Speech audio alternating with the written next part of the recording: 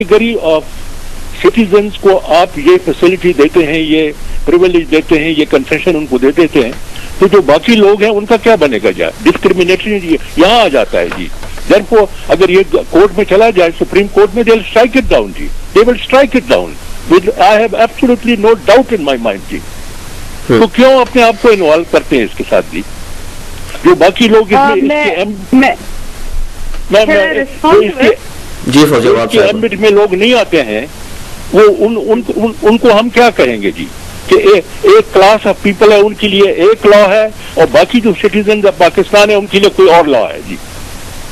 Chief हो जवाब साहब, आप कुछ कहना चाह रही थी इसके बारे में? तो ये भी पूछा जा सकता है कि ये जो फिर बनाए गए थे तो वो डिस्क्रिमिनेटरी नहीं थे। दूसरी बात यह है कि इन्होंने कहा अच्छा, दूसरी बात यह है कि इन्होंने ये कहा है, now it got out of my mind. चले आप मुझे ये जवाब दें, यानी कि आपका कहने का मतलब ये एक मिनट, आपने कहा है कि अदालत जो है वो इंसाफ फराहम करेंगी। मैं आपको एक वाकया बताना चाहती हूँ। 1998 में आसिफ अली जरदारी साहब पर टॉर्चर हुआ, उनकी जुबान पे चोट लगी, उनकी गर्दन पे चोट लगी, उनको मारने की कोशिश की। केस करें? अच्छा जी, करें केस, जाए अदालत में। हाँ, तो वो बजाय इसके कि वो कंप्लेनेंट बनते कि उनके खिलाफ ये हुआ है, पता ये चला कि इस्तगासा ने खुद उनके खिलाफ है ना मुकदमा दायर कर दिया, अटेम्प्ट टू सुसाइड। आप केस करें, आप मुझे बताइए, आप उसको काउंटर करें।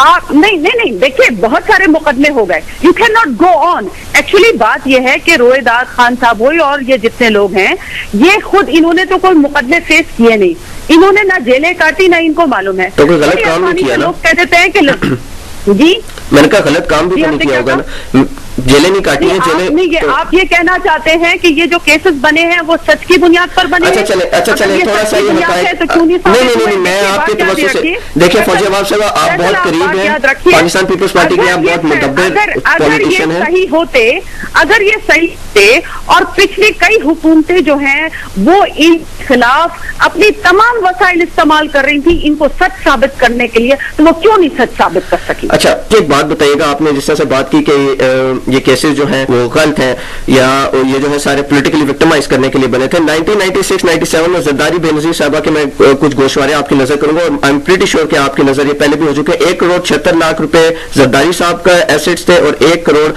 78 लाख रुपया 1996 में 97 में बेनजीर साहबा के थे।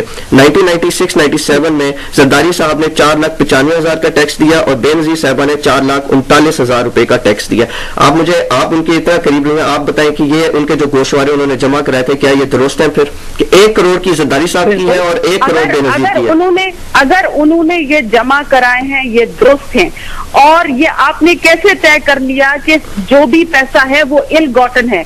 देखिए आप उस वक्त है ना, एक मिनट, आप उस वक्त ये बात कहें जब कोई शख्स के ऊपर जुर्म साबित कर दिया जाए। I totally agree with you. उस आदमी के ऊपर जुर्म साबित नहीं हो जाता उस वक्त तक वो इनोसेंट रहता है, ये बुनियादी उसूल है। बिल्कुल आपकी बात से मैं एग्री कर रहा हूँ। प्रॉब्लम यह है फैसल कि आपने अपने दिमाग में ये तय कर लिया है कि यहाँ पर सब काम गलत हुआ है, तो नतीजा ये है कि जितने भी केसेस थे वो सही थे। हमारा ये कहना है कि अगर ये केसेस दुरुस्त थे तो 10 साल की स्टेट प्रोसिक्यूशन के बावजूद, स्टेट रिसोर्सेज के बावजूद ये क्यों नहीं कन्विक्ट कर सके? अच्छा ठीक है, बिल्कुल आपकी बात ये मैं मानता हूँ। तो अब चले जाए वो कोर्ट में, कोर्ट तो वैसे ही इंडिपेंडेंट है, फैसला कर देंगे फौरन, आप लोगों की भी टेंशन खत्म हो जाएगी और आवाम को भी सुकून आ जाएगा कि ये खत्म हो। पार्लियामेंट डिसाइड, ये तो पार्लियामेंट डिसाइड करेगा, आप थोड़ी डिसाइड करेंगे। अच्छा चले मैं the collective wisdom of the people of Pakistan and the parliament is the collective wisdom of Pakistan. अच्छा, मैं कुछ हकायक जो है ये जो केसेस हैं, मैं कुछ उनके जो हकायक जो है बिल्कुल उनकी समरी पेश करूंगा और आपको भरपूर मौका देंगे कि आप बात करें। जरदारी साहब ने जो है अपनी हाईएस्ट इनकम जो है वो 1996 में $13,000 क्लेम की हुई थी, ठीक है, और फरवरी 95 से मई 95 तक एक अमेरिकन एक्सप्रेस गोल्ड कार्ड जो कि उनके नाम पे था, उस पर खरीदारी हुई $4,11,000 रुपए की, डॉलर की, ठीक है। उस कार्ड का नंबर भी मैं आपको बता देता हूँ, 37448197612004। कहाँ से आए हैं? ये तो वही है ना जो सैफुर रहमान ने बातें कही। हाल ये है कि फैसल के पाकिस्तान मुस्लिम लीग नून के अपने लोग सैफुर रहमान को डिसओन करते हैं।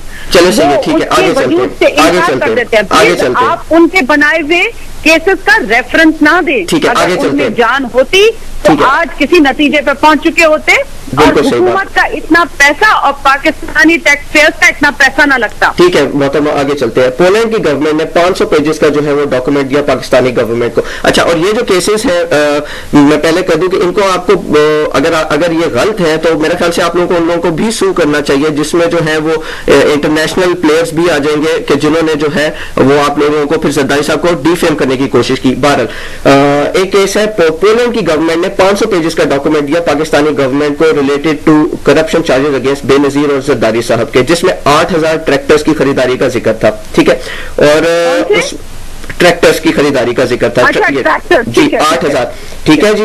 और इसमें जो है वो कमीशंस, इलीगल कमीशंस दिए गए थे और इसमें तकरीबन किकबैक्स में जो है वो 103 मिलियन रुपए, $2 मिलियन जो है वो दिए गए थे। और अवामी ट्रैक्टर स्कीम के नाम के अंडर जो है वो 7.15% जो है जनाब जरदारी और बेनजीर को इस डील में मिला था। और ये डील जो थी वो जेम्स श्लेजल मिल्च जो उनके अटर्नी थे उनके जो तवज्जुह से फाइनल हुई थी। ठीक है, और अब मेरी बात सुनिए, ये ट्रैक्टर केसेस जो थे जी, ये ट्रैक्टर्स इंपोर्ट किए गए थे और पहली दफा पाकिस्तान के किसान को 1 लाख रुपए के अवध वो ट्रैक्टर मिले। इसमें कमीशन कहां से आता है हमें नहीं मालूम, लेकिन ये मुझे मालूम है कि वो जो ट्रैक्टर केसेस थे वो जो ट्रैक्टर थे वो किसान को 1 लाख रुपए मिले। और जिस मिनिस्टर ने ये स्कीम शुरू की थी वो खुद उसने मुझसे एक दफा कहा, उनका नाम है नवाब यूसुफ तालपुर, जो मिनिस्टर फॉर एग्रीकल्चर थे। उनका ये कहना है कि ये तो स्कीम मैंने बनाई थी तो मुकदमा तो मेरे खिलाफ होना चाहिए था, ये मुकदमा आसिफ जरदारी साहब और मोहतरमा बेनजीर भुट्टो के खिलाफ कैसे बन गया। अच्छा चलें, ये भी गलत है, ये भी डिसाइड समथिंग। ठीक है, मान लिया, बिल्कुल निकालते जाते। ठीक है, बिल्कुल ये भी गलत है। डसॉल्ट एविएशन का आपने नाम सुना होगा, ठीक है जी, डसॉल्ट एविएशन।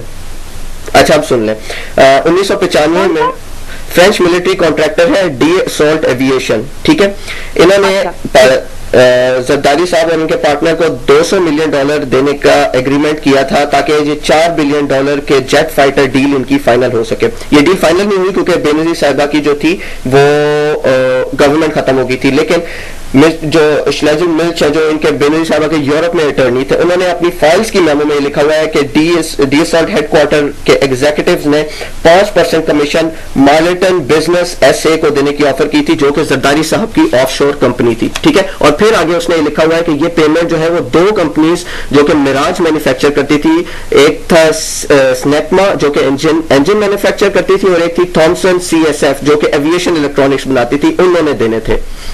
लेकिन ये डील जैसे कि मैंने बोला कि हाँ जी वो अफसोस के वो हाँ जी वो मैं कह रहा था कि ये अफसोस के वो गवर्नमेंट खत्म हो गई थी।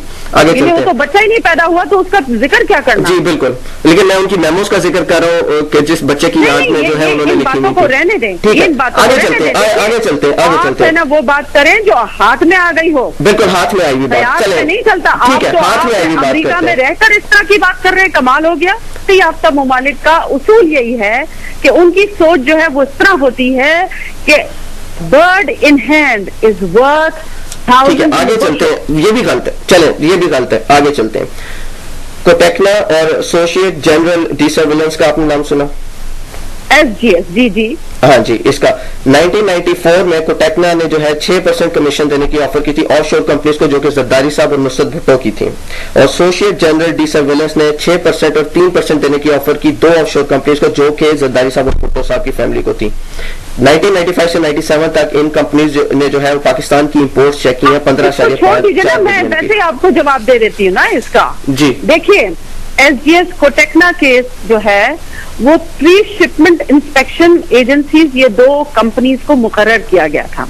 ये किसने मुकर्रर किया था, ये किसके कहने पे हुआ था, I don't want to go into the detail. आप कभी तारीख निकाल के देखिएगा तो आपको पता चलेगा कि MF की डिमांड ये थी to regulate export, to prevent misuse. जो यहाँ पर एक्सपोर्ट के जुमरे में जो कुछ होता था उसको रोकने के लिए ये प्री शिपमेंट इंस्पेक्शन का काम शुरू हुआ, ये इनको दिया गया।